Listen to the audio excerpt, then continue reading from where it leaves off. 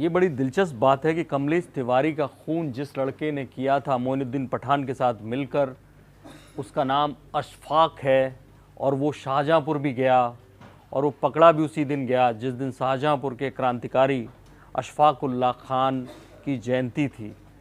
ये काफ़ी दिलचस्प है कि वो लड़का किस तरह से सोचता है और अशफाक उल्लाह खान किस तरह से सोचते थे। अब हम उसकी एक ऐसी सोच के बारे में बताने जा रहे हैं कि कैसे उस अशफाक ने कमलेश तिवारी के खाली मर्डर की नहीं सोची बल्कि एक और घिनौना काम सोचा था, और वो ये सोचा था कि वहाँ पर जाए, मर्डर करे और उसको लाइव रिकॉर्ड करे, और वो लाइव रिकॉर्ड करके वो लोग इंटरनेट पे डालने वाले थे। इसके लिए बाकायदा आपने देखा होगा कि एक फ़ोन उनके पास पकड़ा गया था जिस होटल से वो सामान छोड़कर भाग गए जल्दी जल्दी में मर्डर करने के बाद। वहाँ पर एक जियो का फ़ोन रखा था। उन लोगों ने एक फ़ोन ख़रीदा था इसके लिए ख़ास तौर पर कि फुटेज अच्छी बने और दुनिया भर के जितनी इस्लामिक वेबसाइट हैं, व्हाट्सएप ग्रुप हैं, उन पर वो वीडियो जाए, ताकि कमलेश तिवारी ने जो पैगंबर साहब के विरुद्ध जो बयान दिया था उसको लेकर क्या उसका हाल किया गया, क्या उसे सज़ा दी गई, वो दुनिया भर के मुसलमान देखें और बाकी लोग भी देखें, ताकि उनको ये मैसेज जाए कि कल को तुम इस्लाम के ख़िलाफ़ कुछ कहते हो तो तुम्हारा हाल यही होगा।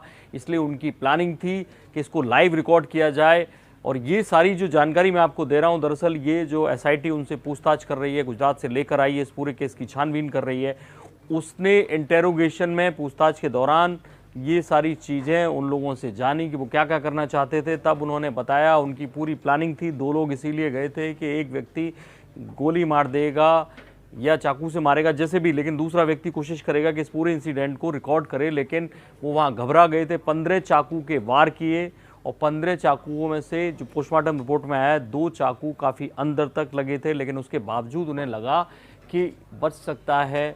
ऐसे में जो .32 बोर की रिवॉल्वर थी उससे उन्होंने गोली चलाई, चेहरे पे गोली मारी, वो गोली सर में ही फंस गई थी, पोस्टमार्टम रिपोर्ट में मिली। ऐसे में बड़ी दिलचस्प बात ये है कि वो लोग खाली मर्डर तक रहने वाले नहीं थे, वो चाह रहे थे कि दोनों लोग, और ये घिनौना है क्योंकि आपकी जो खुन्नस है एक व्यक्ति से थी, आपने उसमें निकाली, वो भी जस्टिफाइड नहीं है, सज़ा मिलनी चाहिए, लेकिन उसके बाद आप ये चाहते थे कि दुनिया भर में उनका नाम हो, दुनिया भर में इस सज़ा के बारे में डिस्कस किया जाए। क्योंकि भले ही अशफाक ने अपना नाम उस वक्त छुपाया था जब वो हिंदू समाज पार्टी से जुड़ना चाहता था, उसने रोहित सोलंकी नाम से फेसबुक पेज बनाया था, रोहित सोलंकी के नाम से जुड़ा था। रोहित सोलंकी भी उसका जूनियर था फार्मा कंपनी में और उसकी आईडी इस्तेमाल की, लेकिन उसके बाद जहाँ जहाँ वो गया, यानी होटल में गया, तो उसने अपना नाम अशफाक लिखवाया।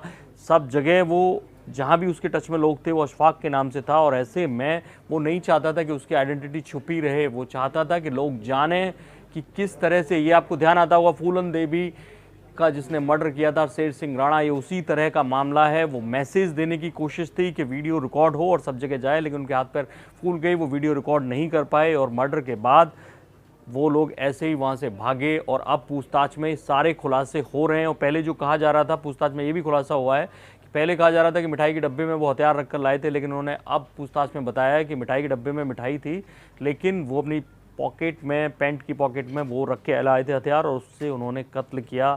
लेकिन ये घिनौना काम था कि वो रिकॉर्ड करते और दुनिया भर में कमलेश तिवारी का मर्डर लाइव दिखाते। कैसे हुआ आप सोच सकते हैं कि इंसान जब हद से गुजर जाता है घृणा के मामले में, तब शायद उसके साथ ऐसा होता है। इस केस पर, इस पूछताछ पर हमारी नज़र बनी हुई है, आपको अपडेट करते रहेंगे। देखते रहिए इंडिया न्यूज़, सब्सक्राइब करें इन खबर। थैंक यू, नमस्कार। इन खबर चैनल को सब्सक्राइब करें और बेल आइकन दबाना ना भूलें।